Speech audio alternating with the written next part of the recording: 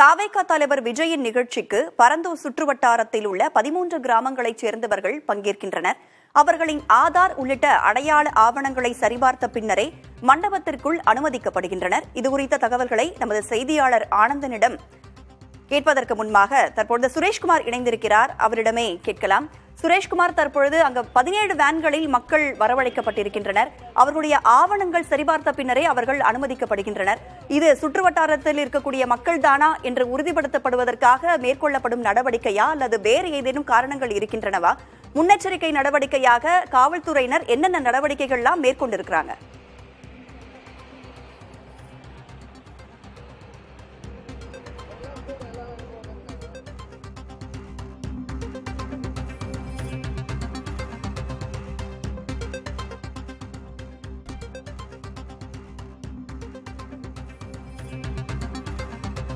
பரந்தூர் நோக்கி வரும் தாவேகா தொண்டர்கள், வெளிநபர்களை தடுத்து நிறுத்த காவல்துறையினர் பல்வேறு முன்னெச்சரிக்கை நடவடிக்கைகளை மேற்கொண்டு வருகிறார்கள்.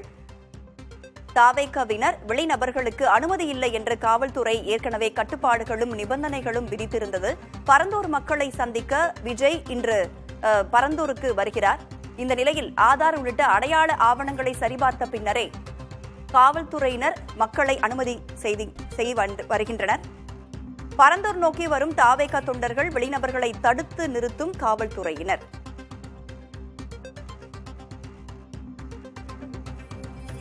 தற்போது இது தொடர்பான கூடுதல் விவரங்களோடு நமது செய்தியாளர் சுரேஷ்குமார் நம்மோடு இணைந்திருக்கிறார்.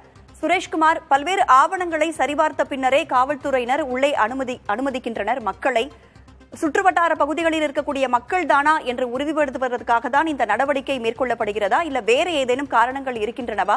முன்னெச்சரிக்கை நடவடிக்கையாக காவல்துறையினர் என்னென்ன நடவடிக்கைகள்லாம் மேற்கொண்டிருக்கிறாங்க? விவரங்களை பதிவு செய்யுங்க.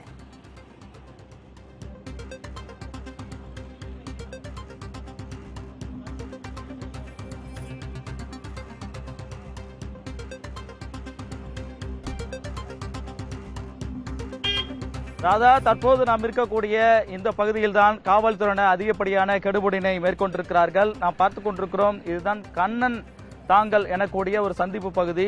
இது பரந்தூருக்கு செல்லக்கூடிய ஒரு பிரதான வாயில் என்றே சொல்ல வேண்டும். சென்னையிலிருந்து செல்லக்கூடிய வாகனங்கள் இந்த இடத்தில் சுங்குவார் சத்திரம் வழியாக இந்த கண்ணன் தாங்கல் பகுதியை கடந்துதான் செல்ல வேண்டும். ஆனால் இந்த பகுதியில் தான் தற்பொழுது காவல்துறை பேரிகார்டுகள் அமைத்து முறையாக அந்த 13 கிராம மக்கள் மட்டும் உள்ளே செல்வதற்கான அனுமதியை வழங்கி கொண்டிருக்கிறார்கள். வெளியே இருந்து வரக்கூடிய வெளியூர் ஆட்களாக இருந்தாலும் சரி, இதேபோன்று தமிழக வெற்றி கழகத்துடைய தொண்டர்கள், நிர்வாகிகளாக இருந்தாலும் சரி, அவர்களுக்கான அனுமதியை மறுத்திருக்கிறார்கள். ஏனென்றால் அதிகப்படியான கூட்டம் இங்கு சேர வேண்டாம் என்பதை அறிவுறுத்திதான் இந்த கெடுபிடிகள் காவல்துறையினர் விதிக்கப்படுவதாக தெரிவிக்கிறார்கள். டிஎஸ்பி தமிழரசி தலைமையிலான போலீசார் இங்கு 40க்கும் மேற்பட்டோர் குவிந்து இந்த வழியாக வரக்கூடிய அனைத்து சாலைகளும், குறிப்பாக பரந்தூர் இருக்கக்கூடிய தனியார் மண்டபத்தை நோக்கி வரக்கூடிய அனைத்து சாலைகளும், குறிப்பாக அரக்கோணத்திலிருந்து வரக்கூடிய சாலையாக இருக்கட்டும், திருவள்ளூரிலிருந்து வரக்கூடிய சாலையாக இருக்கட்டும், மேலும் காஞ்சிபுரத்திலிருந்து வரக்கூடிய சாலையாக இருக்கட்டும், தற்போது நாம் இருக்கக்கூடிய இந்த சாலை சுங்குவார் சக்கரத்திலிருந்து வரக்கூடிய சாலை, இப்படி எந்த வழியாக வரக்கூடிய அனைத்து 20க்கும் மேற்பட்ட இடங்களில் இதுபோன்ற பேரிகார்டுகள் அமைத்து காவல்துறையினர் முறையாக விசாரித்து இந்த கிராமங்களை சேர்ந்தவர்களுக்கு மட்டுமே அனுமதி அளித்துக் கொண்டிருக்கிறார்கள். இப்பொழுது கூட தமிழக வெற்றி கழகத்தினர் எங்களை உள்ளே அனுமதிக்க வேண்டும் என தொடர்ந்து வலியுறுத்தி வரக்கூடிய நிலையை தான் இருக்கிறது. ஏராளமான அவர்களுடைய வாகனங்களும் தடுத்து நிறுத்தப்பட்டிருக்கிறது. காவல்துறையினர் தொடர்ந்து இவர்களை உள்ளே செல்ல அனுமதிக்க முடியாது. இந்த போராட்டத்துக்கு தமிழக வெற்றி கழகத்தினுடைய தலைவர் விஜய் அவர்கள் இங்கு சந்திப்பு நிகழ்ச்சி என்பது இந்த போராட்டத்தில் ஈடுபடக்கூடிய மக்களை மட்டுமே சந்திக்க வருகிறார். ஆகவே இந்த நிகழ்ச்சிக்கு அவருக்கு தனியார் மண்டபத்தில் அனுமதி அளிக்கப்பட்டிருக்கிறது. நீங்கள் யாரும் இப்போது உள்ளே செல்ல அனுமதிக்க முடியாது எனதான் காவல்துறையினர் தெரிவித்துக் கொண்டிருக்கிறார். பார்த்துக் கொண்டிருக்கிறோம். தமிழக வெற்றி கழகத்தினுடைய வாகனங்கள் இந்த இடத்திலே தடுத்து நிறுத்தப்பட்டிருக்கிறது. நாம் அங்கு பார்க்கக்கூடிய காட்சிகளின் வாயிலாகவே தெரியும்.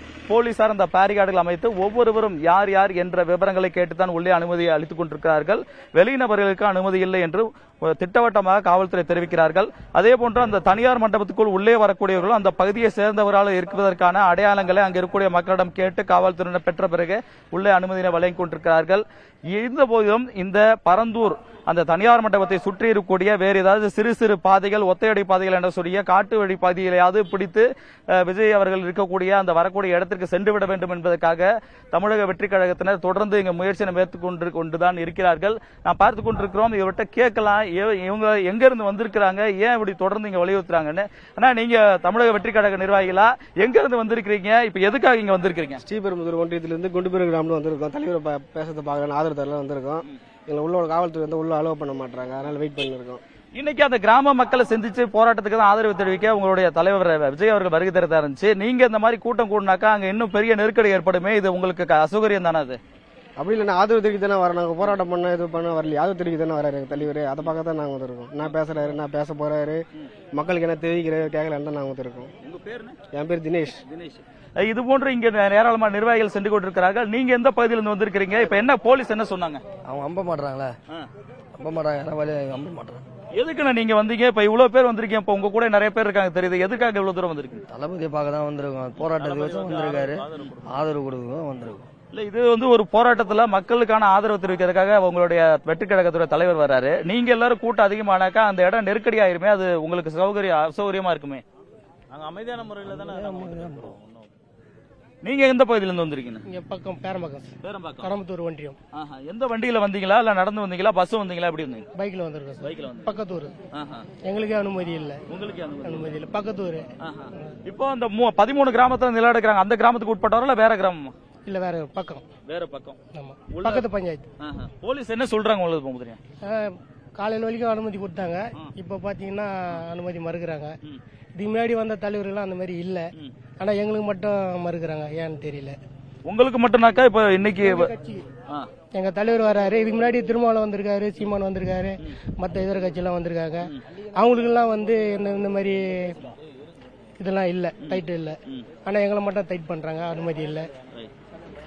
ராதா, இப்போது இங்க இருக்கக்கூடிய அவருடைய கட்சி, குறிப்பாக தமிழக வெற்றி கழகத்தினுடைய அவங்க சொல்லக்கூடிய கருத்துக்களிலிருந்து நாம் புரிந்து கொள்ள முடிகிறது. அவருடைய கட்சியினர் மட்டுமே இந்த மாதிரி உள்ளே செல்ல அனுமதிக்கவில்லை, நாங்கள் ஆதரவு தெரிவிக்க தான் வந்திருக்கிறோம், போராட்டத்துக்கு வரவில்லை, நாங்கள் ஒன்றும் போராட வரவில்லை என்ற ஒரு கருத்தை தான் அவர்கள் முன்வைக்கிறார்கள். ராதா, சுரேஷ்குமார், நீங்க இணைப்பிலே இருங்க, தொடர்ந்து உங்ககிட்ட பேசலாம். தற்பொழுது நம்முடைய இணைப்பில் ஆனந்தன், செய்தியாளர் ஆனந்தன் இணைந்திருக்கிறார். அவரிடமும் விவரங்களை கேட்டு பெறலாம். ஆனந்தன், ஏற்கனவே தாவேகா தலைவர் விஜய் தொண்டர்களுக்கும் தாவேக நிர்வாகிகளுக்கும் அனுமதி இல்லை, யாரும் வரக்கூடாது, நான் மக்களிடம் பாதிக்கப்பட்டிருக்கக்கூடிய போராடும் மக்களிடம் மட்டும்தான் பேச போகிறேன் என்று ஏற்கனவே அறிவித்திருந்தார், உத்தரவும் இட்டிருந்தார். இந்த நிலையில தொடர்ந்து தொண்டர்கள் அந்த பகுதிக்கு வந்த வண்ணமே இருக்கிறார்கள். மேலும் காவல்துறையினர் பல்வேறு கட்டுப்பாடுகளையும் நிபந்தனைகளையும் விதிச்சிருக்கிறாங்க. பல்வேறு ஆவணங்களும் சரிபார்க்கப்பட்ட பிறகுதான் பாதிக்கப்பட்டிருக்கக்கூடிய போராட்ட குழுவினரே உள்ளே அனுமதிக்கப்படுகின்றனர். இந்த மாதிரியான கட்டுப்பாடுகள் இருக்கும் நிலையில தொடர்ந்து தொண்டர்கள் வருகை அதிகரித்து வருவதால் என்னென்ன நெருக்கடிகள்லாம் ஏற்படுகிறது?